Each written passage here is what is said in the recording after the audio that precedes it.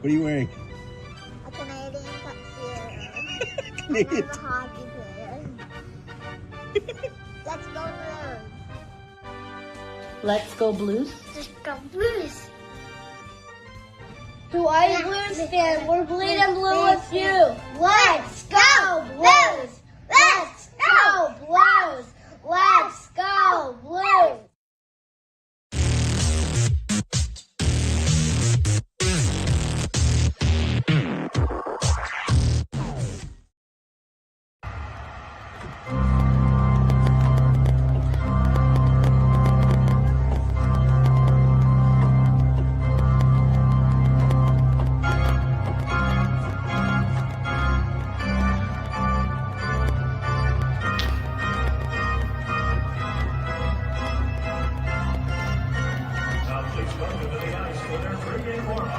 Presented by Scott Credit Union.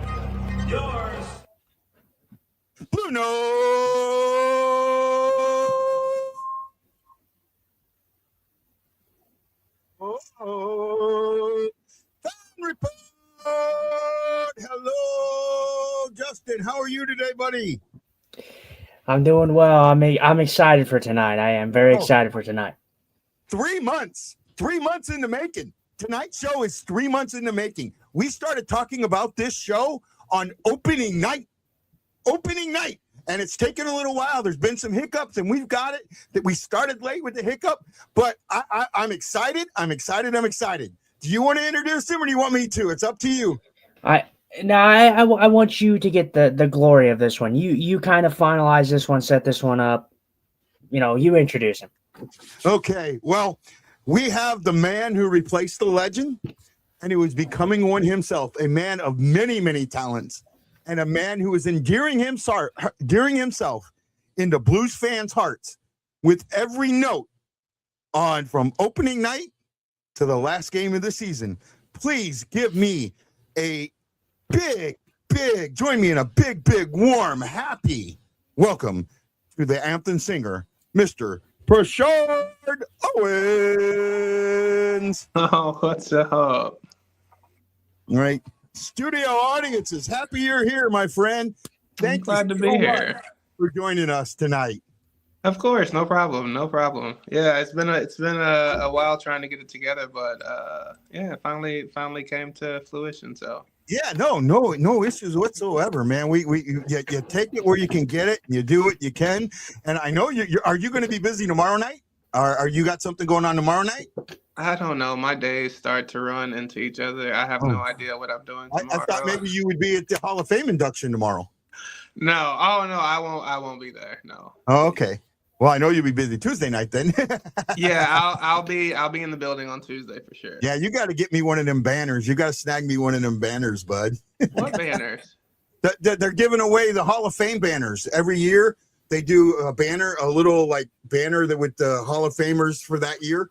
Oh, okay. Yeah, I don't keep up with anything, honestly. Like I am day to day type of person. Oh, I get it. I need to start scheduling better in 2026, but yeah, you know how it goes. I get it. Well, before we start this interview, I want to bring something up. I want to show you something because I want to get your raw emotion from what I'm about to show you. Okay.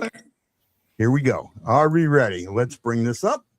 He'll know what it is the second it comes up. And here we go. Pershard. Life is beautiful, brother. Listen, I got a question for you. Yeah? How would you like to be the full-time national anthem singer for the Blues? Oh, no. Like, what?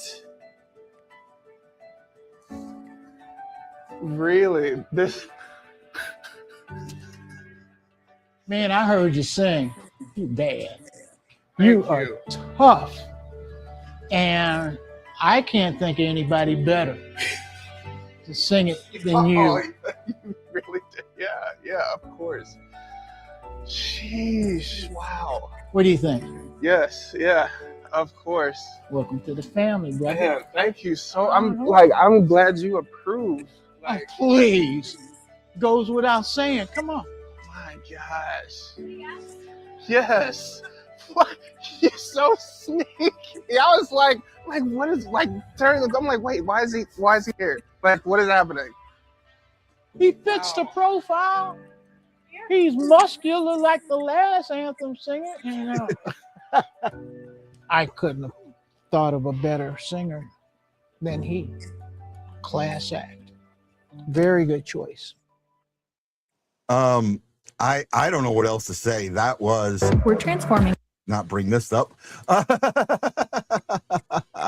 Oh, I gotta know, what was your emotion during that moment? Because it looks like that wasn't set up. Like, it wasn't staged. You didn't know what was happening other than you were meeting him, correct? Yeah. So I haven't I hadn't looked at that until you just showed it. You're shooting me. No, I hadn't watched that since everything came out. Oh, I'm sorry. No, you're fine. So yeah, it was it wasn't planned at all. Anna sent me a message, and I was supposed to come in and do like a one-liner for like a promo they were doing that season. And my line was, "Can you feel the blues?" So I had no idea what was happening. And then, I walk in and there's cameras, and I'm like, what is going on? And I just kind of went with it. And she's like, well, we're just going to mic you up. So then we walk in, and I go to the corridor, and she's like, well, I'm going to go this way and you keep going that way. And I was like, okay. And then I saw Mr. Glenn, and I was just like, what? I jumped back because I was like, I thought I was in his shot of something. And the camera guy was like, go down that way, go where he is. And then everything just happened. I still didn't notice until he pointed. And then I think this is the first time where it's actually hitting me, I think. So yeah, it was insane. Well, I didn't. I'm sorry, bud. I No, really. you're fine. Are you sure? Now I feel like, because I like raw emotion, and I've got more than I expected. Yeah. Charles Glenn was a legend, right? He's been around forever. I got to see a game, I think in 2014, and that night it was against the Oilers, and he started the night a little earlier, singing "When the Blues Go Marching In." Yeah. And I, being in the Navy, I hadn't really, when he wasn't the anthem singer the last time I had gone to a game, so I didn't know him as well as everybody else did. But that night, man, when he sang that, I was just like, wow. And then I learned more as the time went on. But to have a guy like that turn around and say, hey, would you like to step into my shoes? What did that mean to you? It meant a lot. I am such a Cancer. I don't know. People kind of see me in this role, and yeah, it's massive, but I'm not used to stuff like that happening to me. So I haven't given myself time to just take everything in. So I think this is good. I think I needed this moment. I didn't expect it to happen now. But yeah, I'm definitely blessed and fortunate to be in the position that I'm in. Yeah. Justin, you wanna ask a question here real quick if you didn't freeze on me?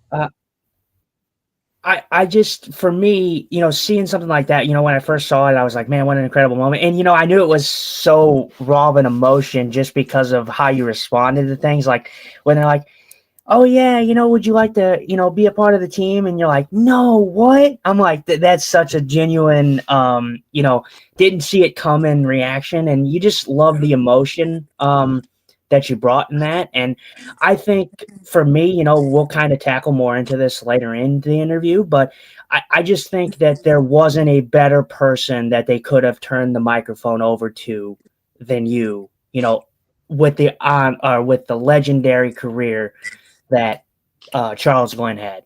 So I think they made the absolute right decision. I Right? appreciate. Oh, go ahead. I'm sorry. Go ahead. No, I just said I appreciate that.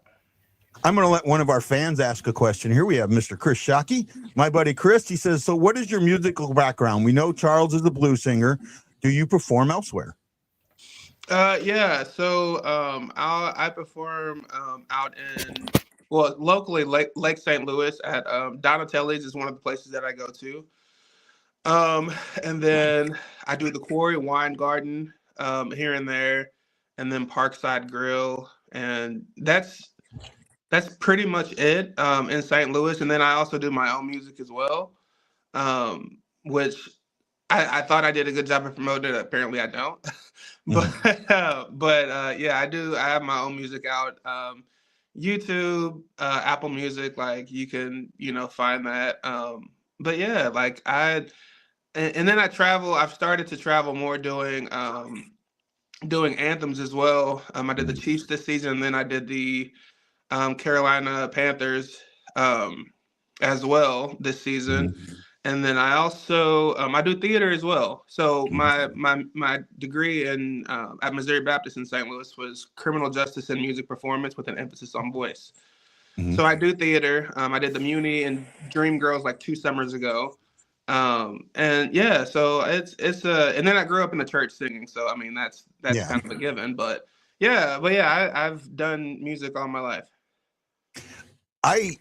So very, very rarely am I speechless talking to somebody, and your demeanor, the way you come across. It's so when I first approached you at the arena, I was worried that you were, because you have a couple people with you and they protect you, and I get that, right? I mean, I understand that. But I was worried that when I come up to you, you were going to be standoffish or we're going to come at it wrong. You were so brought me into your fold really, really quick. So yeah. I appreciate that. What are you? I'm taking it you're born and raised St. Louisan, right? No, I was actually born and raised in Southeast Missouri. Okay. So you're not a St. Louis high school guy then, huh? No, so you can't ask me what high school I went to. No, I can ask it anyways. Southeast Missouri, I'm thinking Cape Girardeau? Further south. I went to Scott County Central, which is a very small school. We had 16 people in my graduating class. I didn't have much more, so but we have state titles out of the wazoo basketball. So yeah, if you know sports, Otto Porter, who is who was an NBA player, he went to Scott County. He's graduated from Scott County Central. So yeah, so it's a small school, but it's so much talent that come out of that school. But some people just didn't go after it, and but yeah, it's a small town. Yeah. Were you a blues fan before this happened, or are you a newer blues fan, or what's your blues credentials, I guess? And that's not the right word, but no, I was always a blues fan, but I grew up. My mom is still a teacher, and my dad's still a police officer. Mm-hmm. So we didn't get a chance to go to many games, but I was always a fan. One of my first games was it was Wayne Gretzky was playing. Okay. So yeah, that was one of my first games, and I always loved it, but just couldn't always go to games. Yeah. And then when I went to college, I went to games when I could, being a broke college student. Yeah. But yeah, so I've been a fan for a minute. Well, I mean, that's good. I mean, both of us, I think Justin said you started being a fan in 05, 06, somewhere around there. Is that right, Justin? No, a little younger than that. I mean, granted, let's just be real. I mean, I was a Blues fan before I was even born. so I don't think that changes. But yeah, my fandom of knowing it, what happened a little sooner than that. I was, maybe 2002, maybe 2003-ish and onwards, when I can really kind of understand the game and all that. But I know we're kind of going over your background, Pershard. What the question that I wanted to ask is what kind of singers and bands kind of influenced your role into, wanting to pursue this type of profession? I grew up with old school music, Queen, Journey, Aretha Franklin, Whitney Houston, Mace, Frankie Beverly, Luther Vandross, Aerosmith. I grew up with actual singers, right? So it's important to me that, for one, I keep my voice, up to par, which is why I always wear this, because some people make fun of the scarf. I'm the scarf guy, which is fine. But there are reasons why I wear the scarf when it's cold. Yeah. Yeah. But I grew up like idolizing singers. I think I said Whitney Houston. I hope I did, because that's Yeah, you did. I Yeah, you did. Yeah. So You were throwing shots at the singers of today. I listen to real singers. I mean, it's unfortunately Well, it's not about actually singing anymore, but Mhm. that Oh, it is yeah, what it is. yeah, Yeah. he threw a shot at me. Oh, I listened to old school, and he's talking about the stuff that was on when I was in high school. I mean, on the real radio, not classic stations, the real radio. But that's a good thing though, because they were real artists, real singers. Like, they didn't need like big pyro behind them. All they needed was a band and a stage, Yeah. and they put Yep. on a show. You Yeah. know, so that's what Their own I looked up performances. to, and still do to this The day. closest thing you got to dancing then was somebody running around the stage. There was no choreography grants or any of that. No. Yeah, it was about talent. Yeah. One of the first concerts I ever got to see, and I got to see concerts late because my parents wouldn't let me go. But one of the first concerts I ever got to see was Starship and the Outfield at the Muni, right?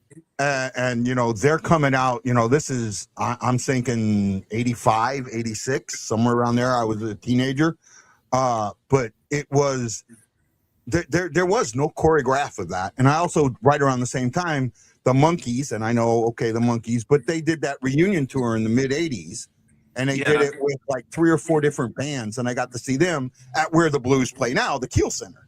It was the Keel Opera House then, right, way back then, and none of those had any dancing, right? Like he's talking, one of them was, I think the song was Young Girls, and he's talking about, our high tech stuff was he put a piece of tape over the guitar to change the sound.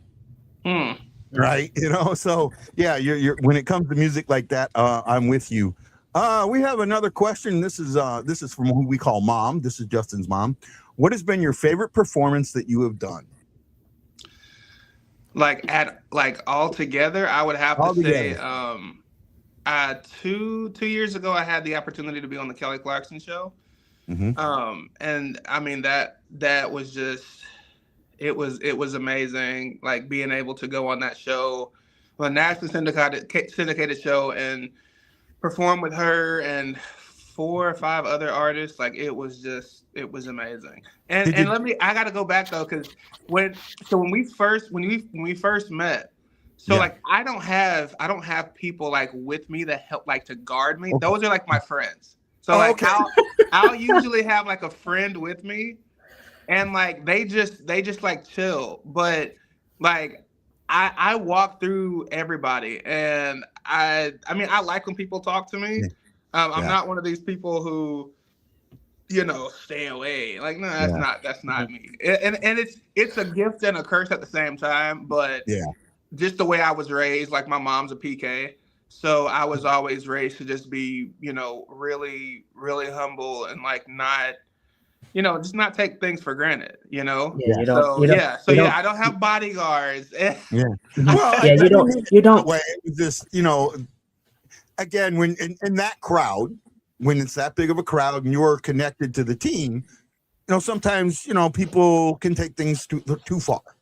And, it happens, but I'm really good at shifting atmospheres. Like I'm really good at that. And I haven't had like a bad interaction per se. The worst I've had was a woman like grab my face and tell me, "Oh my God, you're really good." And you got the grandma treatment. What was that? I said you got the grandma treatment, bro. Yeah, and I'm really particular about my face. Like I have sensitive skin, so like I was just like, okay, she's just having fun. It is what it is. But yeah, Yeah, that's so- probably the worst that I've had. Like in person. Yeah. Mhm. Well, for me, like I have to be really careful when I go up to people that are connected to the organization, especially during the game, asking them about the show because I know I can get kicked out. Right. Really? Oh yeah. That we're not sanctioned. So sanction wise, I'm protocol is I'm supposed to do everything through the Blues, but I they don't respond, so I do the best I can. And I was worried about that, but I'm glad that everything worked out, Yeah. Right. We have another do you want to go with the question before I get to another comment there, Justin? Oh no, definitely ask the question in the comments so we don't get too far behind. Chris Gilstad says, and I think I pronounced that right, he's a very humble and selfless man that is bringing on joy and happiness to the people he runs into throughout his days. A good little comment for you there. And then Samantha Rose Robinson, Sam, our Thunderbirds affiliate, says, if you could sit down with any dead or alive musical artist, who would it be and why? Good question. Oh, dead or alive? And you know what? How about this? I'm going to expand that question. Your 3-person dinner table. Oh, 3-person dinner table. Dead or alive? So Whitney Houston, of course.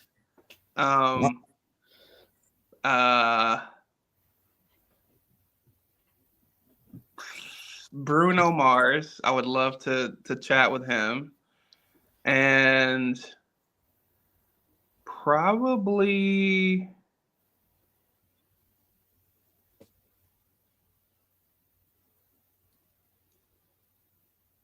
I love a stump question. my 3. You blanked out there for a second. Yeah, those would be my 3. We didn't hear the third one. Oh, Freddie Mercury. Oh, okay. Oh, there. Okay. Yeah. I'm almost dead on there with it. And I mean, reason is like they're all singers. They're all performers. They all had their struggles, and I would love to know, like, Whitney. I mean, that just breaks my heart. How what happened with her. But I would like to know, like, how they got through their struggles and how they dealt with certain things, and just learn as much as I could, like, from them in that however time I would have with them. But yeah, those would definitely be my top 3. Well, Bruno Mars is from where I'm at, from Honolulu here in Hawaii. Yeah. And Freddie Mercury, I mean, I'm 57. I just turned 57, so I'm that age, right? Where when Mercury was really hitting it, when Queen was hitting it in the late 70s, early 80s, that's what I was listening to, and that voice of his was just, it grabbed you, right? Yeah. And it was important. One question that I want to ask, and I've never got to interview Charles Glenn. He's like one of my bucket list guys too. So you can put out a good word for me. One of my biggest questions is, when you're singing the anthem, you have something that happens that kind of other anthem singers, they might stop because the crowd will say a word. Our fans change the word. Right. How hard is it for you to not change that word when you're singing? Very. There's been probably like once or twice where I almost said blues and I caught myself. So yeah. But it's just a habit, because before I was the singer, I was a supporter. So I was there saying blues. So it's a little challenging to not say it sometimes. But I know I can't say blues. I have to say brave. So but yeah, there's definitely times where I almost say it and I catch myself very quickly. Well, it runs up on you quick. I mean, both start with a B, so it's like, man, you're close. You're close. Yeah. Right. Yeah. I'm retired military, so I salute during the anthem there, and I catch myself saying blues. I mean, it's just it's the St. blues thing. So it's Dallas has the Stars.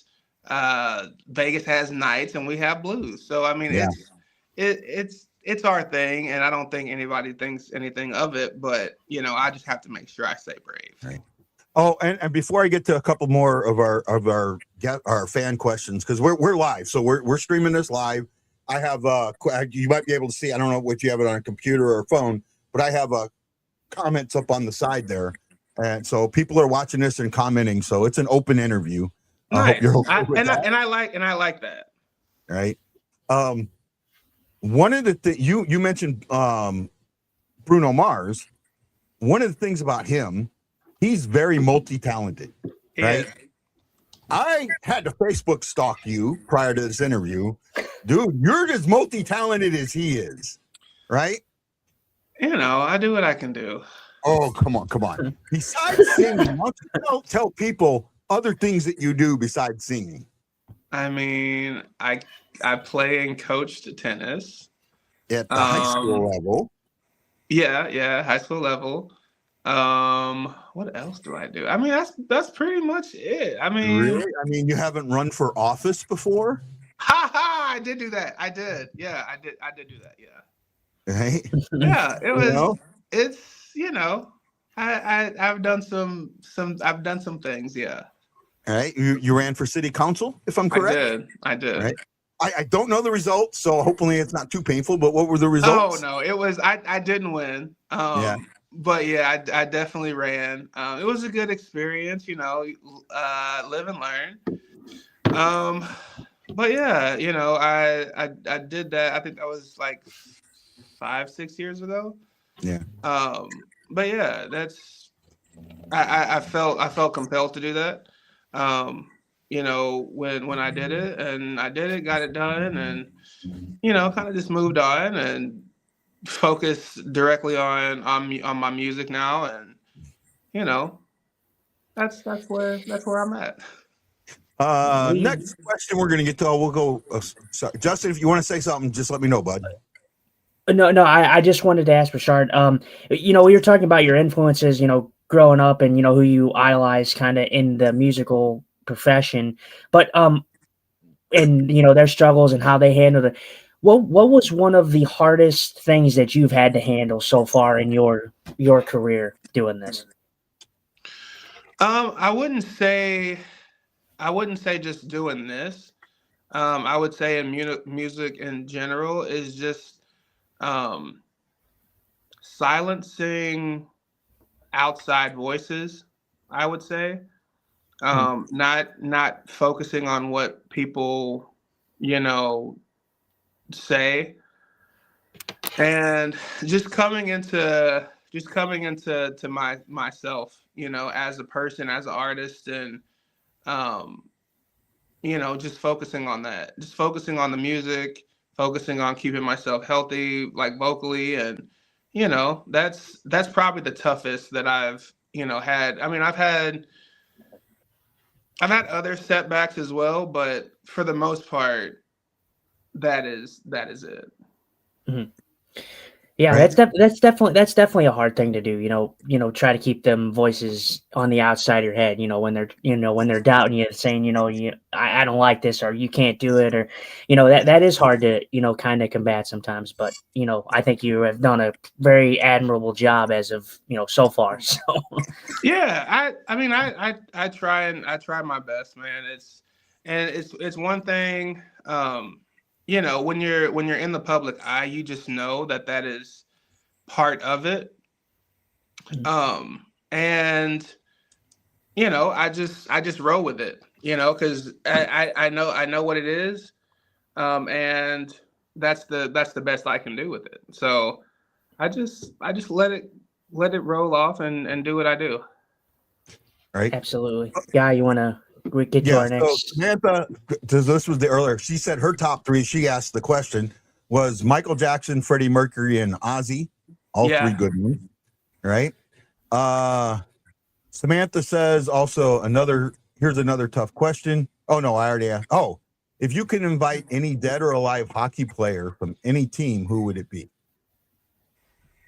If I can invite them, and So instead of having three people from music at your dinner table, you have three hockey players at your dinner table. Okay.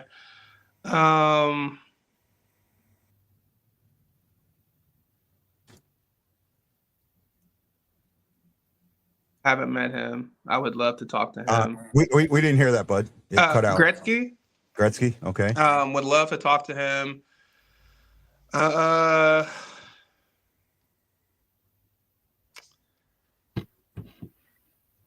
Austin Matthews seems very interesting. He seems very interesting. So would love to chat with him. And then from our team, probably it's a toss-up between like Booch and Benner. Like Bennington and Booch. Okay. Like they both seem like they have like really like good personalities. Yeah. Because they did like Booch session and he's always hilarious. And then Benner he's laser focused all the time. And he seems like he is just like, I want to pick his brain a little bit to see like, you know, like what Benner's like, what goes through his head like during, you know, like I want to know what went through his head during like the run, like in 2019. Like I would love to know like if he said he didn't have pressure or anything, but you know, I want to know how he like internalized everything.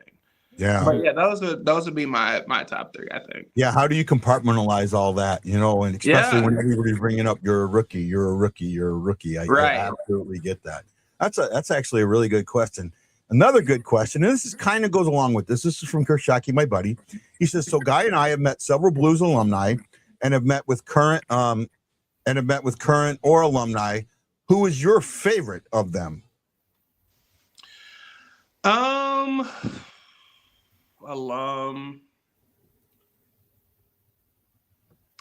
I think the most inspirational one is Kelly Chase by far. Just seeing him, you know, at games and seeing like the fight in his eyes is just inspirational for me. So yeah, I would have to go with that. And I mean, to be able to come back, you know, to Enterprise and just still be able to speak hope and encouragement to people while he's going through what he's going through, that's admirable to me. And you know, I mean, I can't go with anybody else. Yeah, no, that's a good. That is a good question. I was going to ask you something along the lines of, since this is your second season as being the anthem singer, so you're about a season and a half into it. Full time, yeah. Who have you met of the people that you've met? Who have you been like most excited about meeting? And the second part to that is who haven't you met yet that you really want to meet? So when I'm getting ready, like I'm at the ice level, so I haven't met like the guys like full conversation. I've seen a couple of them walk past, but I keep everything like super professional and things like that. But I would love to talk to all of them, just like, but I haven't had that opportunity to do that yet. But like I said, I keep it super professional because I'm there to sing the anthem, and then I don't want to come off as like a fan, if that makes sense. You don't want to come off as like clingy So I just keep it, I'll see him walk by, I'm just like, okay, there's such and such. And, I just keep it there. I mean, I'm sure at some point, I'll, get a chance to talk to some of them, but, it's not it's not on the top of the list. Yeah. I wasn't thinking more about players. I was thinking more about like John Hamm or Jenna Effman or some of those who have come to games. If you've had a chance to meet them. No. Because like when the game's going, I'm actually watching the game. Yeah. So I'm not in the back. And when I took on the role, they were so shocked to find out that I stayed for the games. Yeah. Because I was like, because I guess most singers would like sing and like leave. Yeah. And I'm like, why would you sing and leave? Like, do they Yeah, have like a seats for you? Do you have seats at the game or? like I have a seat at the game. Yeah. Okay. So I wow, just yeah, I stay and watch the game. And I don't understand why people would leave. And I'm like, dude, like yeah. That you're doesn't it's make a any hockey sense to game. me. Was That that? doesn't make any sense. I said that doesn't make any sense to No. me. Why It like makes what, if you have a free seat, why will you not take it? it makes no sense. And I'm like, I don't get it. The only time I think I've left like twice this season because I'm horrible with scheduling and I had a gig, Mhm. so I sang and then I would leave. Yeah. But other than that, I'm at every game. You go ahead, Justin. No. I just was kind of curious. I know, like, I don't want to get too off topic, and I know you can't really. I don't know if you can really go out there and say it, but I know that we talked about how you or that you're professional, but the fan in you, comes out sometimes, and you want it to come out, but you try to hide it as best you can. Looking at the Blues team, and you've said you've been a Blues fan your whole entire life. Who is your favorite Blues player all time? But who is your favorite Blues player? This is a two-parter. Who is your favorite Blues player currently? I like all of them. All of them are great. You're gonna answer that one. You're gonna get a pageant answer for that one. They're all amazing, and I think they're all great. I do have a couple favorites, but I mean it's kind of obvious who my favorites are. If you're on my Instagram, it's kind of obvious who my favorite players are. But yeah, it's I love players who fight. I'm not saying names, but I love players who fight people. Sunquist, Walker. I love that. I'm not a fan of rain. I like sunshine. I love that. And then I'm a huge fan of Canada, Canadian players. So that leaves it kind of open because it's like a ton of Canadian players. So yeah, figure that one out. But yeah, I like all of them. All of them are good. They all bring something different to the table. Yeah. Right. That's a great answer. I wanted to bring up, you had a really, really emotional moment this season. And I think as soon as I mention it, I'm gonna, if I don't get tears out of your eyes, I'll be surprised. Hockey Fights Cancer Night. Mm-hmm. You got to do the anthem with a 5 or 6 year old girl, right? Who's fighting cancer. And you sat right down there with her and you were mouthing the words with her, helping her out. What was going through your head while you're sitting there with this young girl standing in front of 18,000 people? Yeah. And she's never done this before. You've done it. She hasn't. And you got to get her through this and hope it doesn't become one of those viral moments and negatively. I met her and her family before. We did a sound check with her, and I just kept encouraging her. I'm like, hey, you're an inspiration to a lot of people here, and like, it's gonna be fun. Just go out and have fun. I want to be right there with you. And then just seeing her come to life during it, and then when she did the point at the end, I was just like so excited when she did that. And she was singing, but about a month or like 3 weeks before, I met a guy and his wife, and he beat cancer, 2 types of cancer, I think 4 times. And I randomly met them, walking around, and I was like, Hockey Fights Cancer Night. Like, I want you to come down and be at the ice with me. So I had her singing, and then I had he and his wife back there. So, that night was just full of emotion. But I was surprised when I got emotional, like when you showed me that clip, because I do a really good job of like trying to hide emotions, just from stuff growing up. But it was hard fighting it in front of people. But when I got to the back, like I kind of had a little moment to myself.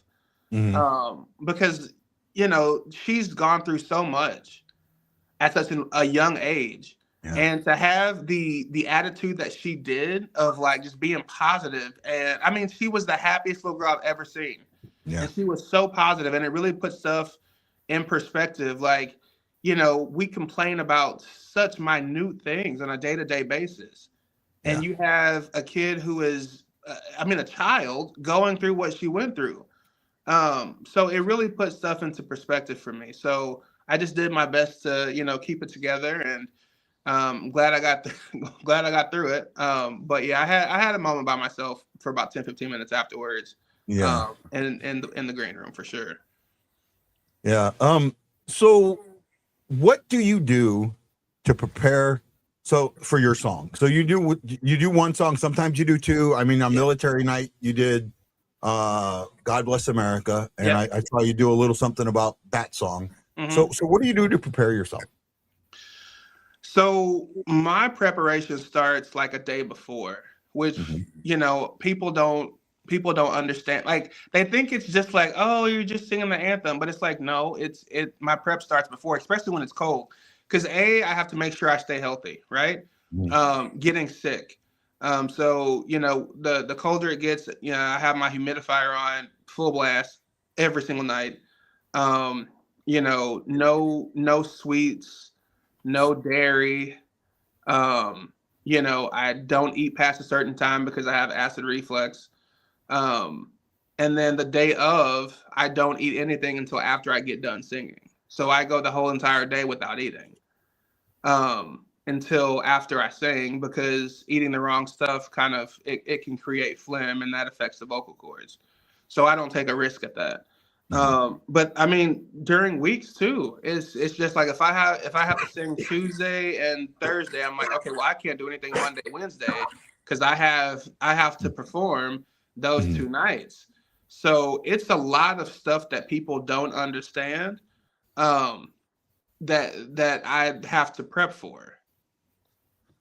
Yeah, that's why I was asking. That's why I was asking the question. So people got a little bit feeling on that. And then I had another question that just went through my head. I'm going to go or refer to Justin here for a second. You got anything, Justin? Oh no, I just do we have any more questions in the chat, guy? At the moment, no. Jason Nichols said he was a comedian, talking about that. I love it. He says, well, never thought I'd cry at the Blue Note fan report. Kudos, gentlemen. Life is real. Go Blues. So that's our comment so far. I guess the thing I want to ask is, I kind of want to get into some blues stuff, some blues talk, and I know you're a fan, and I know you kind of hold yourself to a professional standard, but I kind of want to get your thoughts on the Blues this season. The Blues, most Blues fans had it in their mind that it was going to be a different type of season than we're seeing right now. What's your thoughts on the season so far? I honestly think we're on track. It sounds crazy, but I think we're fine. I'm not concerned at all. Regardless how the season turns out, we're building.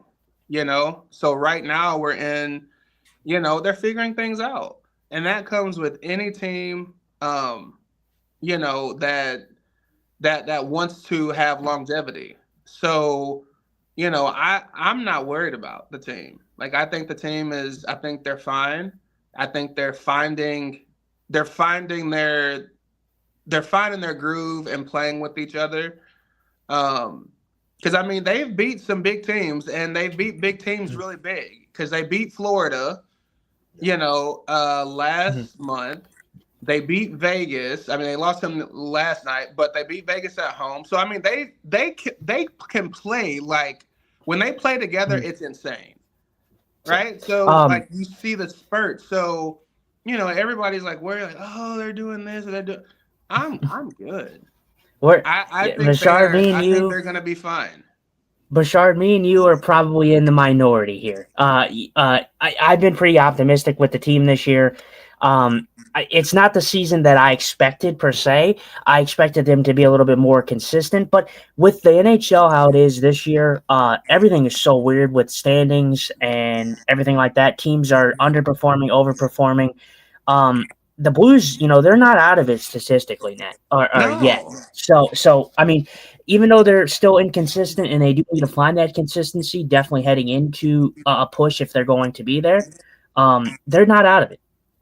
And you got I to definitely think, believe that. this has not happened. This is not the first time this has happened. Yeah. It's No. not. So at any given time, a flip can be switched and they go on a tear. Yeah. And call me crazy, but I think they're going to do it again. Like I would not be surprised. I would not feel be like surprised whatsoever. I feel like they play better when they have something to prove. Like I really do. But I'll never lose hope in them because I know what they can do. I've seen it, and regardless of people saying stuff about them, they've seen it, so they know how good this team can be. It's just a matter of when it's gonna click, if it's gonna be this season or if it's gonna be next season. But somewhere in between there, it's gonna happen, and it's gonna be Absolutely. an amazing thing. And the same people who criticize them are gonna be the same ones that, oh, I'm a Blues fan. Like, no, you were talking Exactly. crap like a month ago. They're the same people that'll be jumping on that bandwagon when they're good again. Exactly. And I get it. It happens in every fan base, but it is kind of crazy to see the 360 flips that you see. Oh, they're bad, so I'm not supporting, or oh, they're great. I was always on that bandwagon. I never gave up, but you did. But if I'm a fan of any team, I'm a ride or die fan. I don't care what's happening. I'm a ride or die fan. I'm not gonna say nothing bad. Like, I'm a ride or die fan. I'm gonna ride it out. I don't care if they're statistically out of it. I'm gonna be like, they got it. They're fine. Because that's just how I am as a fan. I'd rather be positive versus we got too much negative already. In the world, period. So I'm gonna support who I support. And the Blues I'm always gonna support them regardless. Yeah. Just so I can say I was a true fan through and through. Exactly. Well, it's like what they say when a team goes through rough spots and down years and rebuilds, retools. It really makes you appreciate if you're positive and you're optimistic for your team, and like you said, you're ride or die for your team. When the team is good and they are competitive, that feels so much more rewarding than saying, oh, they're so bad, I'm not going to support them. It doesn't get the same feeling. If you're there for the bad times, when they get to the good times, you're going to feel on top of the world because you were there through the whole thing. For sure. And I never use the word lose because I don't believe in losing. I believe in learning. You either win or you learn. You don't lose. The only way you lose is if you don't learn anything. That's how I look at it. So, you have to learn. You have days where you learn, you have days where you win. Either way, whichever day you're having, it's going to get you to where you want to be at. Absolutely. That's a great, as Wayne says, the power of positivity. Yeah. The power of positivity. My boy, the New Day. Michael Dante, also known on this show as Dante's Inferno, who I know has his own band in Pennsylvania called Traffic Jam. I keep telling him it needs to be Mike and the MT Nets. I actually see where you're coming from when you say that, Pershard. I don't eat anything on days of my gigs either. I always sing better when I fast for a few hours because eating does create film. Right? Very much so. And I go high in the anthem, so I don't need any phlegm happening. I mean, because I just did the U.S. figure skating championships the last 4 or 5 days. Yeah. So I did 2 anthems on Wednesday, 1 on Friday, and then I did 1 tonight. 1 today. Yeah. And I literally just fasted all week, honestly. I would eat after, and I had two anthems on the same day on Wednesday. So I literally didn't eat until 8:00. So yeah, it's a lot, man. And it's easy for people to say, oh, well, I'm like, try and do it and watch you fail miserably. Because it's discipline. singing is like it's your voice is a muscle, right? Yeah. So, like I said, like staying healthy, like making sure you're not getting sick. Especially, I work with kids, so it's Mhm. it's extremely hard to make sure, I'm staying healthy. So I mean, I do like emergency drinks every morning. I do 3 gummies of vitamin C to help with like immune support. Like I work, it's not like I just stay in my house. I still have a 9 to 5. So I Yeah. work with kids, and kids like get everybody sick. So What do you like? You don't have to like say you're like where you're based at. What do you do? Like, what are you like a I know you kind of coach, right? Is that what you're talking about? Or are you talking about do no, you do no, no, like some no. So type of teaching? I do a lot of 4-H work. Oh, So okay. yeah. So we have 4-H programs. So we go into the schools, and it's from K to 12. So Oh, okay. Yeah. kindergartners, Yeah. like Oh, yeah. Absolutely. they don't know boundaries yet at kindergarten. Oh, absolutely.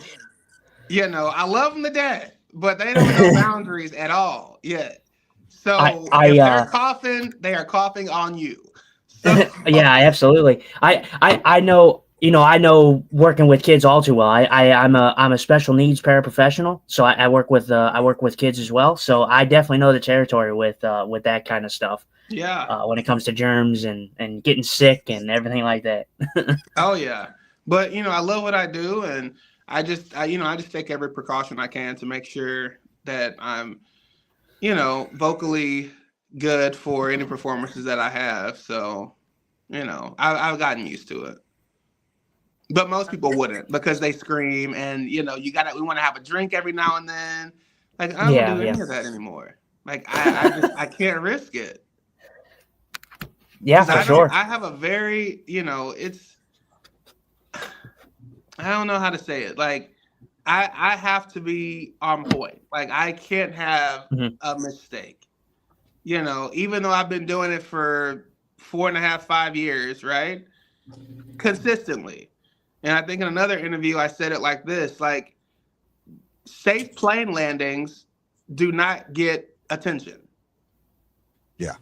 They Mhm. don't. So you do something consistently for 5 years, and people kind of don't recognize that. But you have one slip up, and then it's like, oh my God. And so it's like I have to always make sure that I am like on point. It's just something that was ingrained in me as a kid. Just you work twice as hard, and that's how I was raised. Yeah, One aw shit absolutely. ruins 1,000 attaboys. What was that? One aw shit ruins 1,000 attaboys. Oh yeah, yeah. It definitely does. It definitely does. But like I said, I've gotten better at just drowning everything out, and not worrying about it, and learning who I am as a person, and just surrounding myself with positive people, and calling it a day. Mhm. Couple more questions for you. We're hitting the hour mark. We try and keep this Sunday show between an hour and a half. I hope you're good with that. Yeah, that's fine. We have another famous anthem singer in St. Louis. I Mhm. kind of sort of know him. Gerald Williams, right? General Wilson, yes. Wilson, yeah. Are you friends with him? Have you met him? Have you talked to him? Or So when he sang at the Blues game, so I made sure he sang on military night.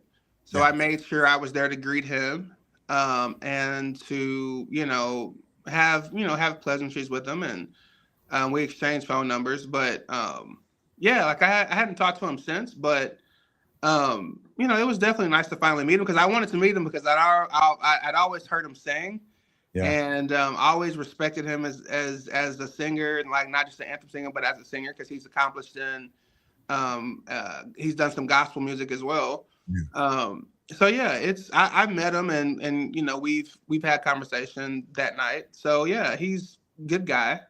Yeah, nothing bad to say about him. He's an amazing human being. He served the country, and he deserves that respect. I'm not sure if I went to high school with him or not, but I know we're right about the same age. And Yeah. I'm former Navy too. I did 20 years in the Navy also. Thanks for your service. Oh, thank you. My next question is, like, for me, one of my favorite songs, and I haven't heard it in like the longest time. They used to do it. I know Charles Glenn did it, When the Blues Go Marching In. Yeah.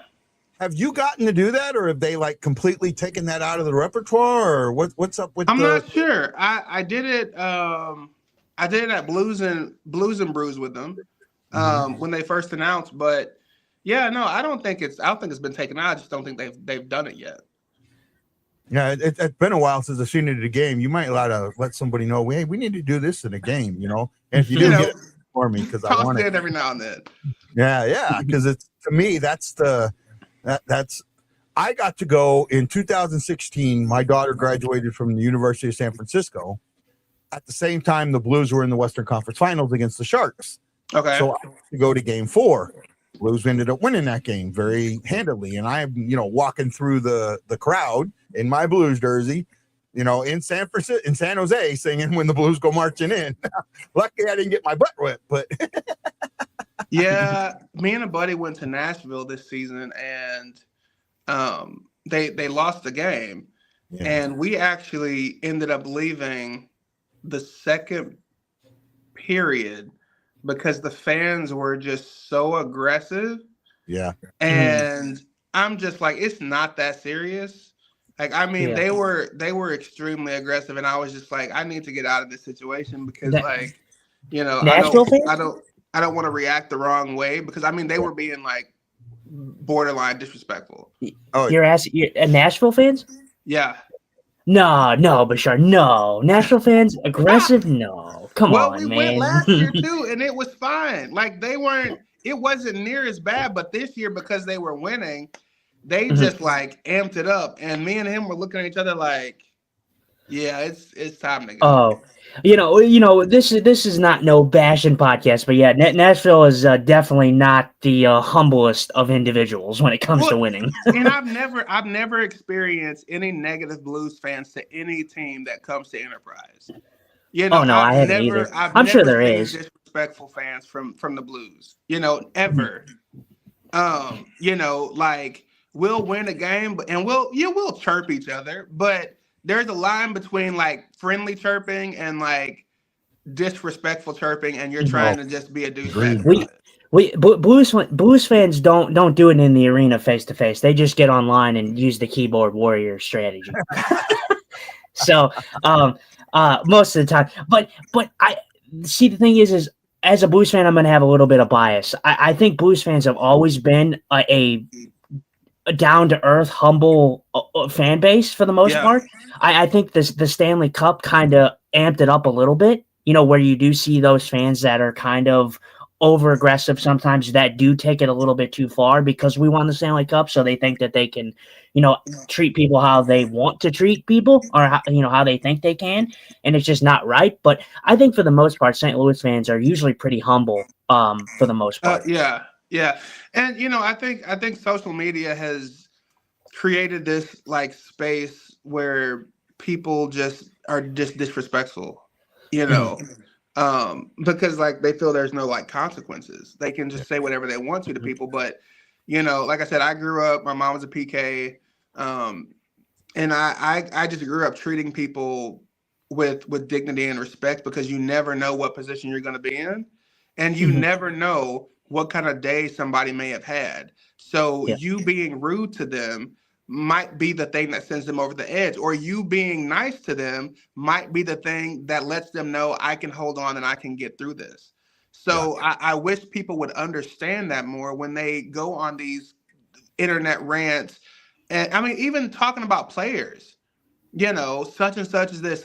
I'm like, bro, these are human. These are human beings. So, and I get that you're upset that things aren't going the way you expect them to do, but if you flip that mirror on and looked at your life, how perfect are you? You know what I mean? So, yes, you support this team. Yes, you want them to win every game, but there are going to be bumps and bruises along the way, and you just have to stick behind them and like support. Like, don't don't go on the internet and just trash talk anybody. It's insane. Because there was a lady last month.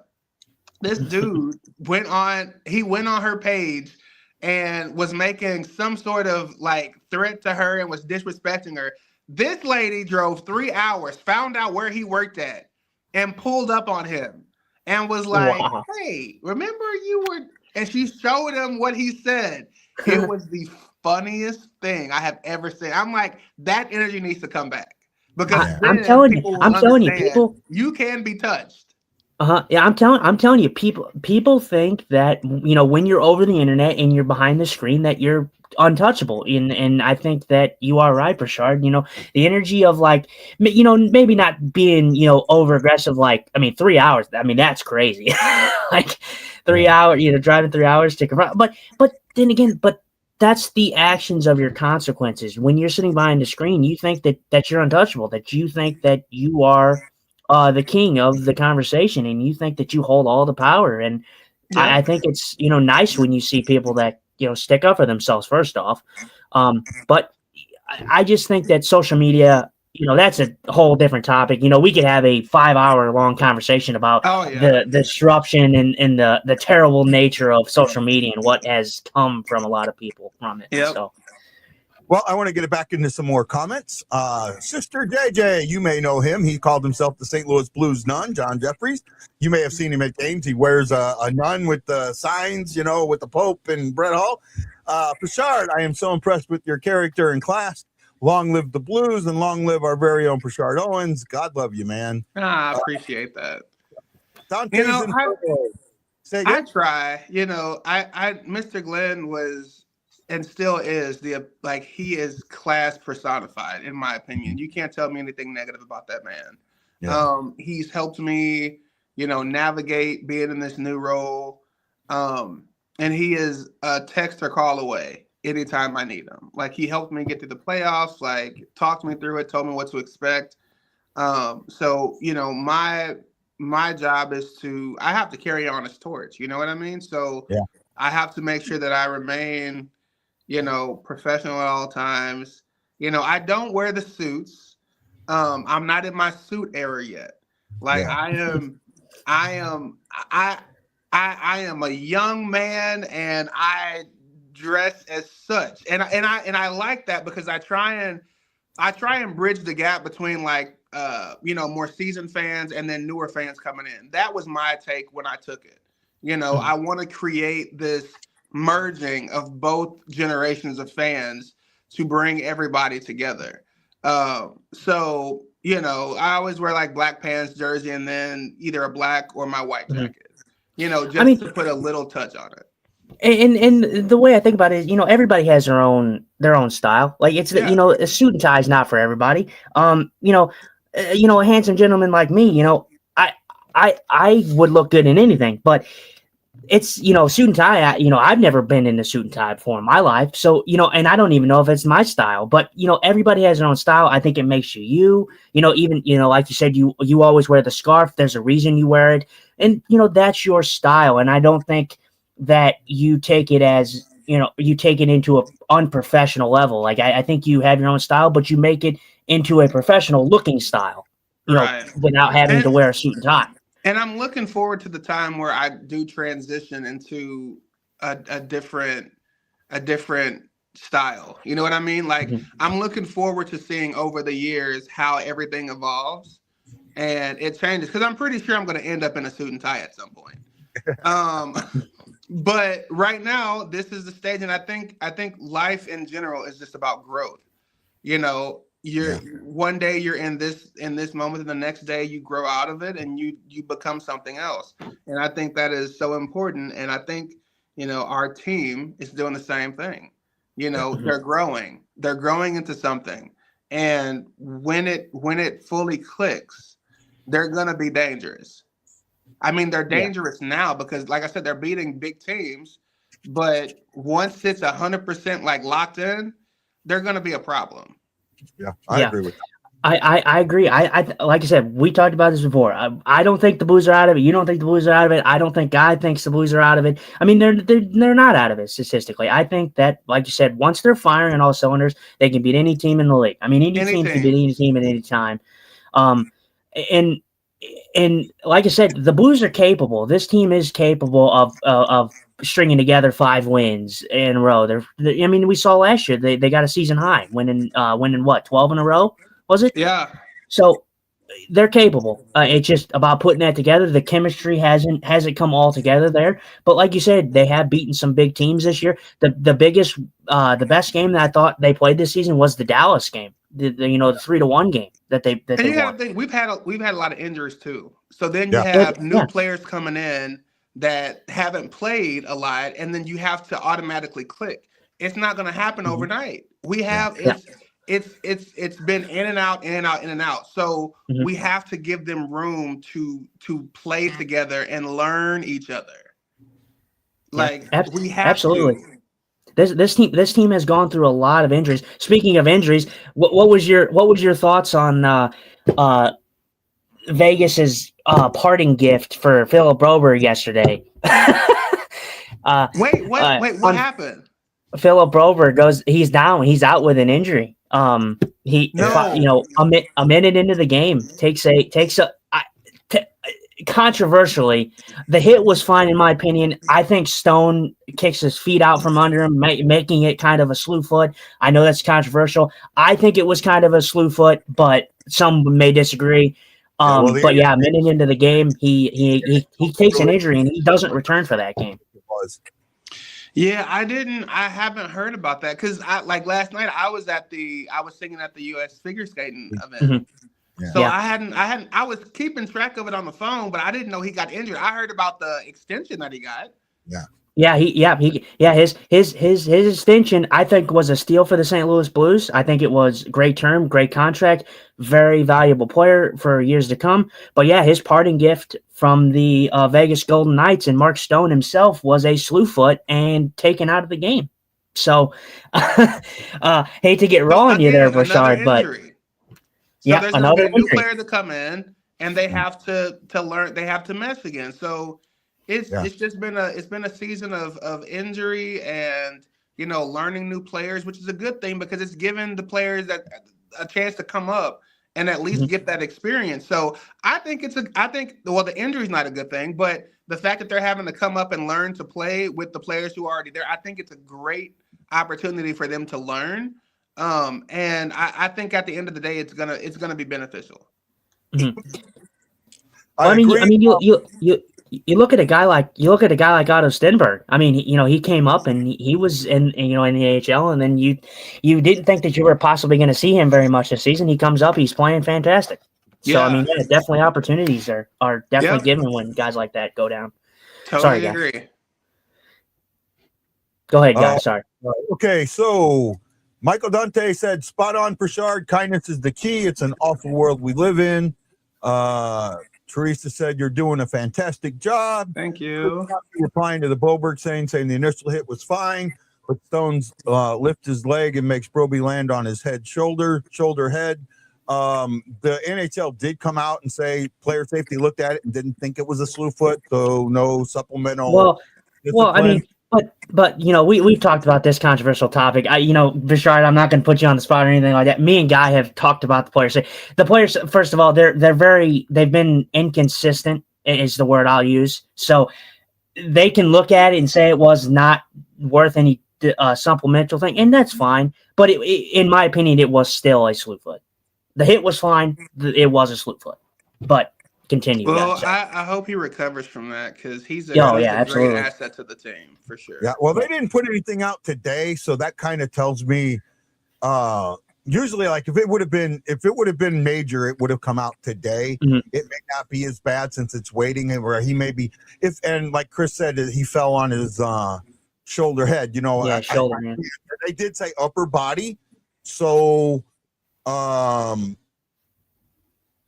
the possible concussion protocol, and again, that could take a few days, and that, so you never know. And he may be okay. He may be, he may be back for the next game. Oh, and actually, they touted something interesting. Sorry, I don't mean to get off topic, but they touted something interesting on the broadcast. They said that if Phil Broberg misses the next game, he will be the first Blues defenseman in the top 4 to miss a game this season. Yeah. So the top 4 has not missed a single game this year. The Blues forwards have taken the brunt of the injuries this year. Yeah. Well, we're kind of rolling down here at an hour and 10. I'm going to we've got about 4 or 5 people watching. If you have any last questions for Pershard, please throw them out there so we can ask them. Pershard, why don't you, while we're waiting, because it's a 15-second delay between when you hear me and they hear me.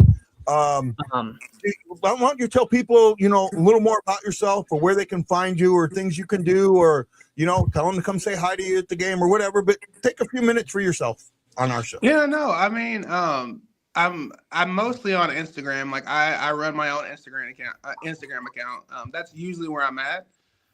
So, follow me on Instagram.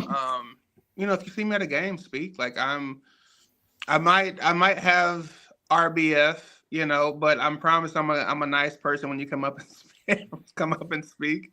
I love the interaction. So if you see me at a game, say hi, and I'll say hi back and probably have a conversation. But yeah, just follow me on Instagram, social media, and that's probably the best way to communicate, honestly. Right. Pershard, I kind of wanted to get your thoughts. I know we kind of went over a lot in this, but there's a lot of renditions of the national anthem. There's a lot. I'm not gonna go out there. Whitney There's a Houston. ton that, there's a ton Whitney that Houston. I can. There's a ton. There's a ton that I can say, like, oh, this is great, this is awesome. But the thing is for me, like, I'm young. I didn't serve. I didn't do anything like that. But I always respect the national anthem. So there's always times. So whatever rendition I get, I'm always respectful. I'm always silent. I'm always, heart to the chest, or hat to the chest, because I'm mostly a hat guy. And I'm looking up at the flag. I'm stoically standing. But there is not many, in my opinion, rendition-wise, that gets me like yours does, because I am just silent. I mean, I am the most silent I can be, because there's certain people, when I see them on screen or doing something, that just leaves me speechless. And I think that you leave me speechless, but not in a bad way, in a good way, that I'm just like, man, there's not many people in this. You locked up for a second. See if he comes back. Yeah, sometimes my internet freezes on me. I apologize about that. It's all good. I hope you're having a good time on the show tonight. Oh yeah, like I've had a great time. Like I think I needed, especially the first 5-10 minutes of it. I definitely needed that. Okay, there he is. He's back. Yeah, he's back. Yeah. Okay. Yeah. So I don't know where I cut off, but I would just say that there's not many people that do a lot of things that leave me speechless, to where I'm like, if I'm doing something, cooking something, doing something, just doing something that takes my attention, where I'm like, I'm stopping to watch this guy, or, watch what this individual is doing. You absorb that energy. So even if I'm at home, making a drink, or I'm making food, or I'm doing something, that provides my attention, I am stopping what I'm doing and I'm listening to you sing the national anthem. So the fact that I appreciate that. I mean, and one thing that I always do before I sing is, like, I say, I kind of chant a small prayer, and it's just a couple words, and it just says, more of you, less of me. Because everything that I do, I want God to be seen through me, because I'm a very spiritual person. And by saying more of you, less of me, it kind of takes me out of the equation, because a lot of times you can put, people who sing the national anthem, you'll hear a bunch of, runs. And I think I do maybe one small one, just to put a little bit of seasoning on it. But like running on every word, and it's a lot. And honestly, I started, when I first did it, I was in this mode where I felt like I had to prove myself. And I would do this. I would do the Whitney note, but then I would do it like 2 more times going up. And I had one of my friends who served, and he said, bro, he was like, your voice is there. Like I don't know why you second guess your voice and feel like you have to prove yourself. He was like, let the words do what they're going to do, and you just sing it. And that's when I developed the rendition that I do now at the Blues, because I do several different renditions. I have my rendition that I do at the Blues. And then when I go sing in the NFL, I have a different rendition. And then like at the skating thing, I had a different rendition. But, you know, it's never like over the top with the runs, because I just think that's a self thing. Like that's a pride thing. Like I want to, this is my moment. And it's like, it's not your moment at all. Just sing it, you know, put a little, you know, a little bit of your flair on it, but like, don't go overboard, you know? Yeah. That's why I don't flip it at the end anymore. I leave that off at the Blues, at least. In other places, I do flip it at the end, but they want a little more more character to it, if that makes sense. Yeah. But yeah, it's not about me when I sing it, you know, and I want people to understand that. Even because I'm trying to think singing it. I'm like, I don't even do anything like crazy. Like I hold the note at the end off, but everything else is like pretty straightforward.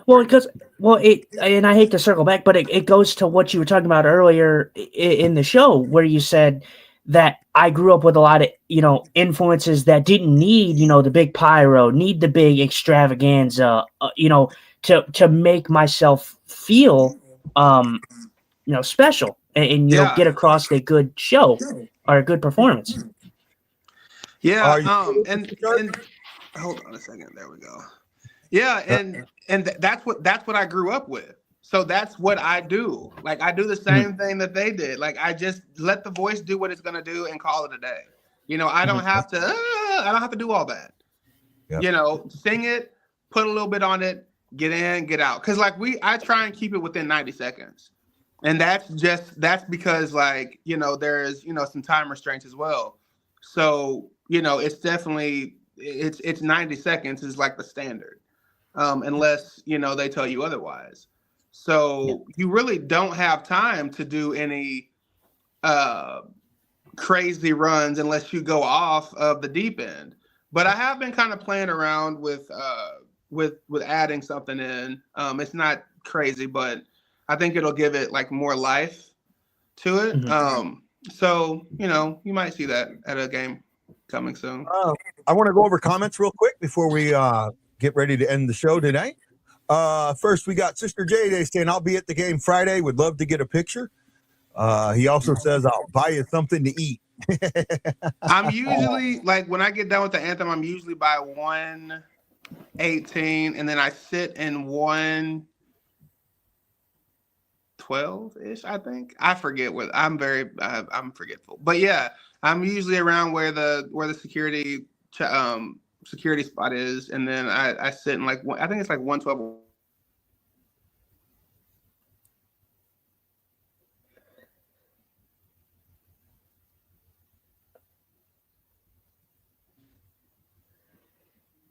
Did I freeze or did he go out? I think he got off. No, it's me. Yeah, it's me. Are you still there with us, Pershard?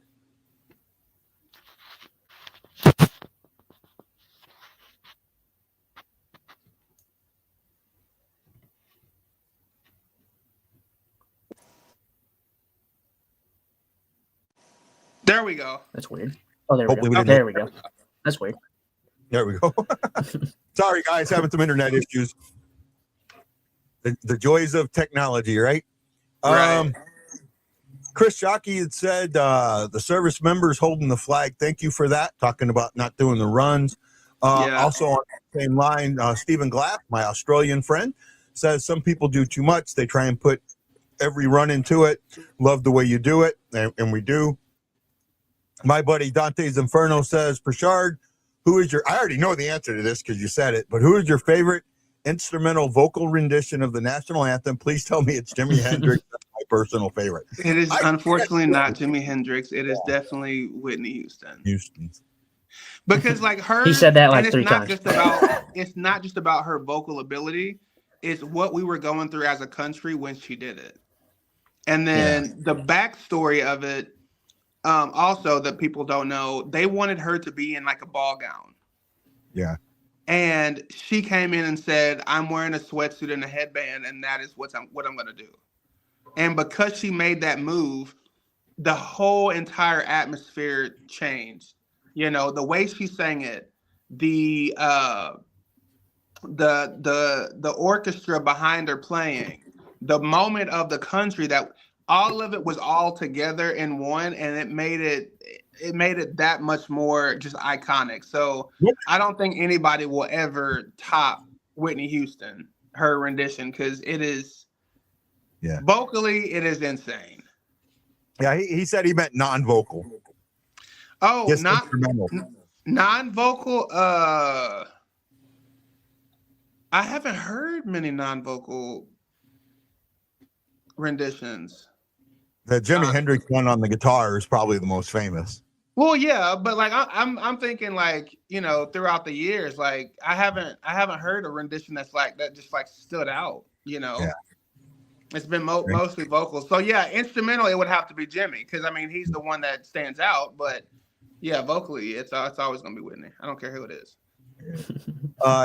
Stephen Glass said, did you hear Pentatonics do it? That was amazing. I haven't heard it, so maybe I'll have to look for it. Pentatonics did their rendition at I think it was a baseball game, and they're just like an a cappella group. It was good. It was definitely good. But non-instrumental, but they're still singing though. So I'm thinking like instrumental. So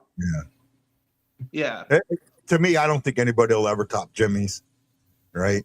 I mean, not with the instrument, no. Yeah. Well, we're right at that point where it's kind of time to go away. I want to say, Pershard, thank you so much for joining us tonight. Sorry about some of the technical issues there at the beginning. We do what we can to not have them, but you know what? The glitches get us here and there.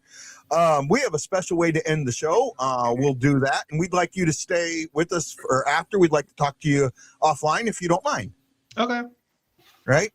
Well, guys, first of all, let me say a huge round of applause and a big to Pershard Owens for joining us tonight.